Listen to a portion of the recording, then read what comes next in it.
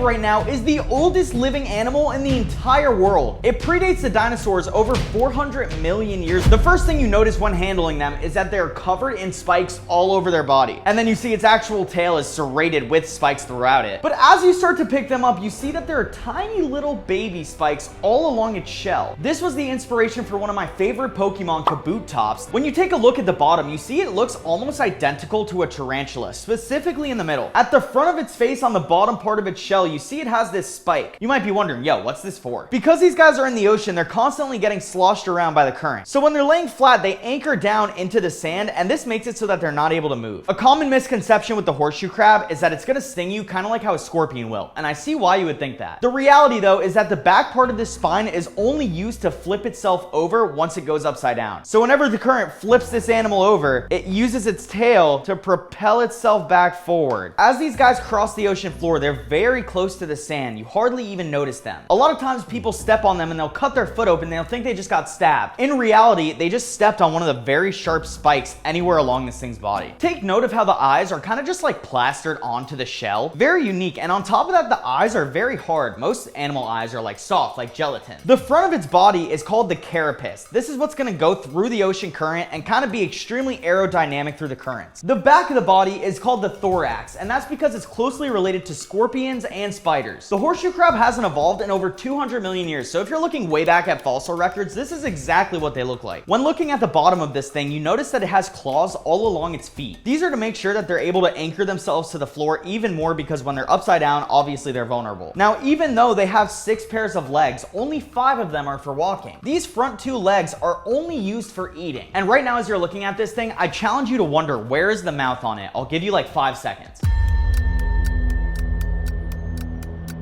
Here it is, in the middle of the freaking legs. They don't have any teeth whatsoever, so the only things that they're able to eat are the things that they're able to crush with their legs. And you see in the middle of his body, it's just straight spikes. They eat clams, crustacean, worms, and sometimes animal and algae, depending on if they're able to get their hands on it. My favorite fact about a horseshoe crab is that it has guaranteed impacted your life. So because they're at the bottom of the ocean floor constantly, things are attacking them like algae, bacteria. Whenever the bacteria gets into their blood will attack this and clot it up so that it doesn't spread throughout the body of the horseshoe crab. Now, humans have taken it to the point where they're just mass farming this blood. Their blood is a bright blue substance that's harvested in mass numbers. They put it in medicine. It's even in implants, like breast implants. Now, the saving grace of these things is that they can lay up to 4,000 eggs at a time. On top of that, they lay 20 clusters of eggs every year, so that's 80,000 eggs per horseshoe crab. Thousands of birds migrate just to eat the eggs of this thing because they're so high in fat and protein. They're born the size of a number 2 pencil eraser. However, they do not have a larval state like a lot of other crustaceans. The last fact I have before cracking this thing open and eating it is that they're actually not true crabs, despite the name horseshoe crab. They're more closely related to spiders and scorpions than any crustacean. The biggest conflict I'm facing right now is that a horseshoe crab is poisonous. If you eat it, you could get very sick and even die. The only part you're supposed to eat is the roe. You need to be a very skilled fillet master to do this. How I learned is I've been watching a YouTube video for the last hour in Thai.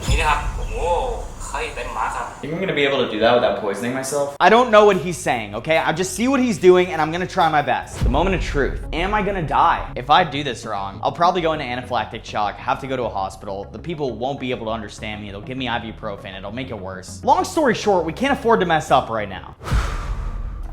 Oh, look, the roe is coming out. That's crazy. It's difficult to fillet for sure. It's not like you're filleting a piece of meat or anything. It's not just gonna cut right through. You're cutting through like cartilage, it kind of feels like. Some of the eggs are popping out. That's actually wild.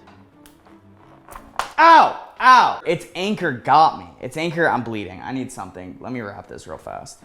Ow, bro. I just got stabbed by these freaking things. The good part about it is that once you get into the middle, it's like a little bit softer. See the eggs like slowly popping out of this thing. After the body, you need to cut where the underside of the belly is. Moment of truth. Let's see how I did this. Oh, dude, that's for sure rotten. Low key, that yellow stuff looks gas. It's like the butter that you find in crab. Oh, rancid.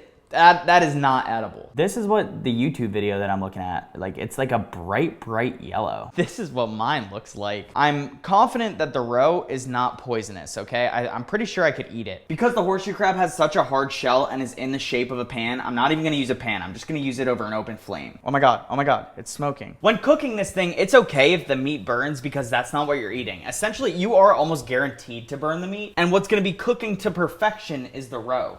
Oh my God. What if it just exploded onto us? Oh, it smells so bad. It smells like rotten eggs.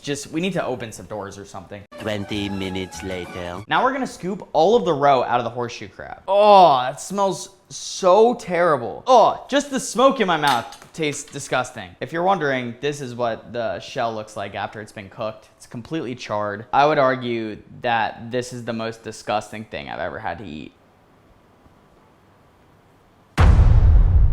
I'm gonna force myself through this so I could tell you guys what it tastes like. The eggs that are cooked have a consistency that's kind of firm, kind of like how you would taste a hard-boiled egg. I'm confident that this is rotten. It's leaking out a very seafood-esque liquid. If you get a horseshoe crab that is not rotten, season it good. I feel like this could be viable. The bottom part of this has some more yellow pieces, so I want to see if this is any better.